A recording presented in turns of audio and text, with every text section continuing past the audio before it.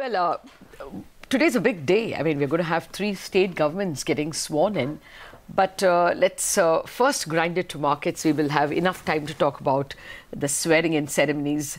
The globe over the weekend and early morning is looking a little mixed to bearish. Global cues are definitely more worried about growth slowdown. In US, you could see it very well on Wall Street. Asia is mixed. Some of them are able to overcome the blues, but dollar is at 97.5 yet again. That's usually emerging markets negative, but let's wait and see. There is also a strong dollar. There's also a BIS report that's doing the rounds, which is speaking of continuing turmoil, that the quarter gone by is likely to be replicated, because that is what always happens when global liquidity tightens. So we have to keep that global backdrop, as an important input. But the more important input is what's happening domestically. There's a very strong expectation of a fiscal and monetary push, and that's not going away, those expectations, despite the RBI board meeting not yielding anything. That is the overarching force that's keeping or making for an India outperformance, I would think.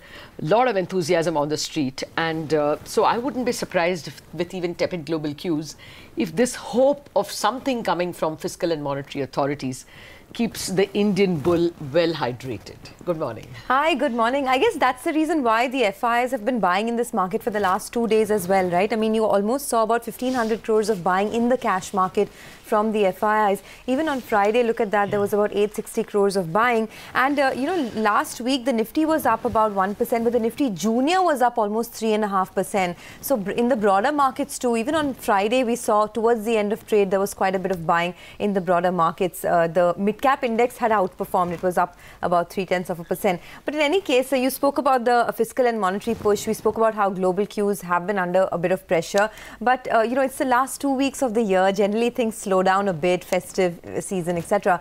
Any other data points that one needs to watch out for as we head into trade today? Well, one of the important data points that came on Friday night, and nobody spoke much about it because everyone was worried about what came in RBI and did not come. And of course, there was all the swearing in issues. So the trade deficit was a good number at 16.67. It's certainly out of danger zone. The 17 to 18 billion dollars monthly trade rate that we were running August, September and October was worrisome.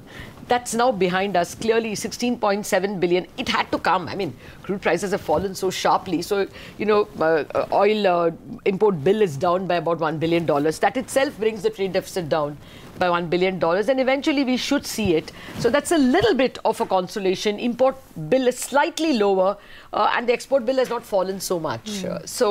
This is a number which spells some hope. But for me, the more important part is what may the government and RBI may be forced to do, and the government will do willingly in terms of packages. The prompt corrective action banks did not see any change on Friday, but that was only because an expected report did not materialize. That is not off the table. That might still come. Package for MSMEs, there is a committee doing the work, and something will come out of that. But more than that, I don't know, I just want to recall to you all the events of last week. There was this big buzz that there's a 4 lakh crore package coming in terms of a loan waiver. There is the continued buzz that the government could use Reserve Bank reserves to capitalize the public sector banks, and with that they can either write off loans or give more loans or do both. So this is what is keeping that chatter alive, that big performance of public sector banks and generally the big performance of financials. We don't know. It's quite possible that this committee, which is going to be appointed to look at RBI reserves, does not give any report for 90 days. So then there will have to be something else. But as long as that is not clear, as long as that committee doesn't say that we are going to delay the report, the hope of some of that capital coming to banks and helping a big monetary push of either loan write-offs or more loans is going to keep this market excited. It certainly puts a bottom to financial stocks, especially PSU banks. Okay, well, let's see which way India goes or whether it continues to outperform, because this morning a lot of the, not just the US markets, which almost fell 500 points, even in the Asian markets, the Chinese data was quite disappointing. Actually, the industrial output numbers came in with a growth of just 5.4%, lower than what the street was estimating. So because of that, China has also been under a bit of pressure. Let's see which way things go. But the big equity call this morning comes from Ramesh Damani. I did get a chance to speak with veteran market experts over the weekend. Ramesh was one of them. So let's listen in to what he had to say about 2019. Through the kitchen sink of the market, we lost the elections, the RBI governor changed, Dow was down, trade was going around the world. The minute all those events were over, the market rebounded to 100 points. That's bull market action. So bear markets have signals when they start. You know, there'll be leverage in the system, a lot of happy talk in the market, everyone will be invested, everyone talking stocks. The proverbial panwala will be giving you tips. We don't see any of that right now. I mean, so, you know, I think the bull market is intact, and in my opinion, it's still got a ways to go. Okay, that's a big point, that after all the kitchen sinking in the market is still up and about, it could take all the bad news of last week, and there was plenty. I mean, elections and a governor resigning are absolutely unprecedented events, and the market went on to make, to outperform global peers. Here's more opinion. Mahesh Nandurkar of CLSA says the recent election results and a possible further populist policies could further enhance fiscal concern. The government has many ways to manage the reported fiscal deficit. However, the government's expenditure turning away from infrastructure capex to SOPs would hurt the capex cycle recovery. Mahesh adds that the loss for the BJP states in all three states where it was the incumbent clearly impacted foreign investor sentiment, evident in the $549 million outflow in the subsequent 3 days. The possible easing of US-China trade tension is probably taking the Indian market up along with the region, but CLSA does not see any compelling reason to turn bullish on Indian equities just yet. Okay, that's the view coming in on the equity markets, but let's also get you some views on the money markets. Remember, the rupee had quite a bit of a fall on Friday, 71.90 against the US dollar, so it's skid about 22 paise or so. Pramit Brahmavat of Veracity says the rupee will trade sideways for the day. He expects the spot dollar INR pair to trade in a range of 71.80 to 72.20. And Ajay Manglunia of ALY says the yield trajectory will take cues from the rupee movement, as crude has been relatively stable of late. He says in the absence of adverse rupee movement, the positive bias will take over again, and the 10-year benchmark bond yield is likely to trade in a range of 7.4 to 7.47 today. Remember, for the bond market, the big cue was the new governor, Shaktikanta Das's fairly dovish stance. I mean, he said inflation is benign and the outlook is benign. The data also came in at 2.3%, the November inflation numbers. So some people out there are pricing a cut in rates. It may not happen, but, you know, that's how the market's moving towards even below 7.4, even 7.38 and 39 we're seeing. Okay, let's see what eventually comes through, but not too many people on the street realistically expecting a cut. But let's talk about the global markets, because the Dow was down almost 500 points, and this morning as well, Asia's come off their highs. Mangalam is here for the World View. Hi Mangalam, morning. Good morning. Absolutely. You know, there was a drubbing on Wall Street on Friday's trading session, near 2% shaved off all the major frontline indices. Dow was down by almost 500 points. And with this, what has happened is, for the first time since May 2016, all the frontline indices have closed 10% below their record high. So that is something that we have to keep an eye out on. Apart from that, the draggers on Dow were Apple, down about 3.5% after an analyst cut their iPhone shipment estimates by about 20%. Another dragger on the Dow was Johnson & Johnson, down about 10% after Reuters reported that the company knew about cancer-causing asbestos in their baby powder for decades and they did not reveal it. So because of which we saw a decline on those shares. Across the Atlantic too, growth concern worries took the European markets lower, about 0.5% shaved off the major indices. The French index underperforming with a cut of about 0.9%. Similar was the cut cut that we saw in the emerging market space as well. Almost 1% shaved off Russia, 0.5% of the Brazilian markets. However, after the drubbing on Friday, we're seeing the Dow futures up by about 85 points, which is what is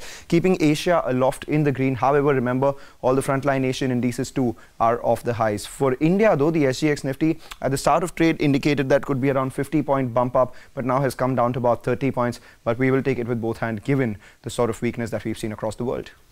Oh, absolutely. No taking away. There's a little bit of outperformance even on Friday, despite the Asian markets not performing at all. To help us with global cues, we saw a bit of Indian outperformance, you will have to say. Does this continue? What's the attitude towards this whole global growth scare? Paul Kitney, the chief equity strategist at Daiwa Capital Markets, joins us on the phone line. Paul, good morning. Thank you very much for joining us. Well, there is this BIS note talking about the turmoil of this last quarter continuing, typical of liquidity tightening periods. And then we've not seen a great performance in the US either on Wall Street. Do you think we're going to see this global growth concern grip us for some time now? Yes, we will, and good morning to all of you as well. It's always a pleasure joining our show.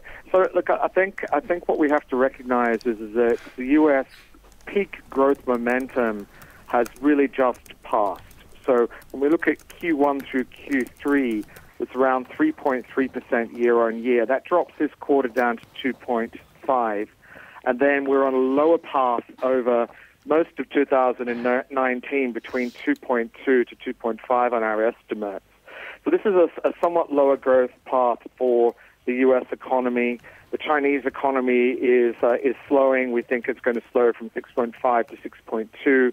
The Eurozone is slowing. So this is we've actually reached peak growth momentum in the cycle.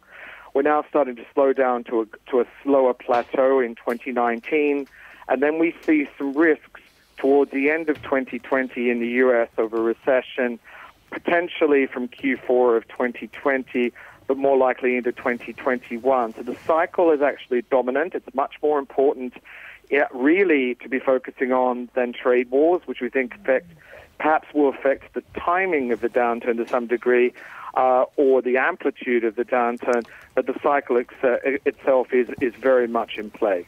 Okay, so there are some risks of a recession in the US towards the end of 2020. Paul, hi, good morning and thanks for joining us, and greetings of the season to you and your entire team at Daiwa. I'm going to come back to, the US markets in a bit. Before that, this year has been quite subpar for emerging markets and India. I mean, the MSCI Emerging Market Index is down 14% for the year, while India is down 11%. What's your own prognosis on how the first half of 2019 could shape up? Well, we're getting more constructive on emerging markets, but still staying fairly defensive. So my focus is Asia Pacific. So we've been, for more than a year now, we've been overweight Japan, underweight Asia ex-Japan, overweight India in the context of Asia ex-Japan, because we like the fact that the growth profile is not correlated very strongly with the global trade cycle. We see the prospects into next year improving because we see some of those pro-dollar dynamics or fundamentals starting to reverse. So hitherto, what has driven the US dollar has been a combination of the relatively strong US momentum, which we've just seen is now starting to slow. Number two is the hitherto guidance of Fed policy towards a previously guided neutral rate of around 3.25%. on the Fed's funds rate, but now we're hearing from Fed Chairman Powell that actually we're only just below the neutral rate. So that's obviously been shifted down. So that's a factor that's now starting to reverse a bit. And of course, the third factor that's been behind the strong US dollar has been the trade hawkishness between the US and China, and for a deficit country, a trade war over the short run is pro-dollar. Now, if we get some form of timeout on trade, Q1 next year, and those other two factors start to reverse, then you could see some level of reprieve in the US dollar, and in particular in emerging market currencies over the course of the next 12 months. Now, that will provide a certain tailwind given the valuation discount in EM versus DM. particularly for those twin deficit countries that are large importers of oil, will also benefit from the windfall of weaker oil prices, taking the pressure off central bank tightening. Now, if this sounds familiar for India, there's good reason. Because in the case of India, you've got a twin deficit, you've got the worst performing currency in the region in 2019, still able to eke out a better performance overall in dollar terms than emerging markets as a whole, which is actually quite a performance. India is our top market for next year for those reasons, because we see non-correlated growth. We see, yes, valuation is a little on the expensive side, but I think it's justified given that the growth profile is non-correlated. And we see the scope, and I know this is non-consensus, we see the scope potentially next year of the RBI cutting rate. Yeah, I know it's non-consensus, but there is a hope there after the recent inflation numbers. A final word from you, Paul Kitney. How should we approach the Fed meeting and the statement? Is it likely that we are going to get a confirmation of what Jerome Powell said, that they are pretty close to neutral rates? Can it be some kind of a seismic move, the FOMC statement? Right, so the big change, the real big change, and we've already sort of got the last announcement. I mean, we've heard nothing from, Jay Powell's last comments, when he said that the Fed funds rate's now only just below neutral. And this is a big change because the Fed funds rate's at 2.25. The previous indication of neutral was 3.25, which would have been, 4 25 basis point hikes, including December over the course of the next 12 months. But that's now changed to the point where we're now seeing a neutral rate slightly above. Now, if we look at the Fed's policy reaction function, it consists of two variables. One, backward-looking, which is the output gap, which really sort of looks at where capacity constraints are in the labor market. And second, that doesn't change very frequently. So that's not what's changed. However, there's a forward-looking component to the policy reaction function, which is inflation expectations. So clearly, in order for the neutral rate to drop, is that the Fed's own projection of inflation expectations has fallen. Now, that could be energy prices. It could be the projection of the cycle and not wanting to overshoot and tighten just before the cycle turns over. Or it could be also an internal assessment of what the longer-term economic growth impact would be of the trade cycle itself. So I think we'll see 2 rate hikes. One possibly next week. I think there is a non-zero chance we don't get a hike next week. But look, I think the most likely scenario is we do, and then one more next year, and that's it for the cycle. And that probably means that we'll see some undermining of the U.S. dollar next year. Okay, we'll leave it at that. Thanks so much for joining us and giving us your quick take on the market. So that's Daiwa Capital saying that India is their biggest overweight market, although they do see risks of a recession in the US come 2020.